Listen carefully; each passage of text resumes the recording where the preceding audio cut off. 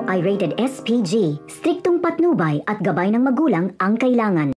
Ipagsisigawan nga ni Roda na marami na siyang ipon na pera at aalis na siya sa bahay nila Marsing.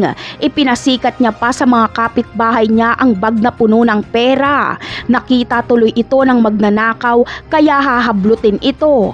Habang hinahabol ng mga pulis ang magnanakaw ay ipapasa nito kay Tanggol ang bag na may lamang pera. Si Tanggol tuloy ang hahabulin ng mga pulis.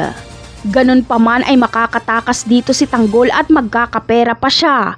Pupunta siya kay Bubbles at sasabihin niya ang kanyang sitwasyon. Maaawa sa kanya si Bubbles at papatirahin siya nito sa kanilang bahay pansamantala. Magkakaroon pa ng trabaho si Tanggol dahil ipapasok siya ni Bubbles sa bar na kanyang pinagtatrabahuan. Samantala, madidismaya naman si Olga kapag malaman niyang kila Bubbles nakikitira si Tanggol.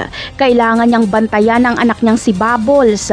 Mapapadalas ang pagpunta at pagkain niya sa karinderya nila Bubbles. Kakausapin at kakaibiganin niya si Bubbles. Madali namang makukuha ni Olga ang loob ni Bubbles dahil na rin sa lukso ng dugo. Kaya naman magkikwento si Bubbles kay Olga. Ikikwento niyang mabait na tao si Tanggol dahil kasama niya ito sa kulungan at ilang beses nang iniligtas nito ang kanyang buhay.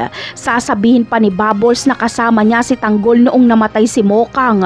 Ikakagulat ito ni Olga dahil malalaman niyang kasama pala si Bubbles na nakikipagbakbakan kay Ramon. Pinapalabas din pala si Bubbles ni Espinas para pumaslang. Napakarami pa nating dapat abangan sa mga susunod na episode. Paalam!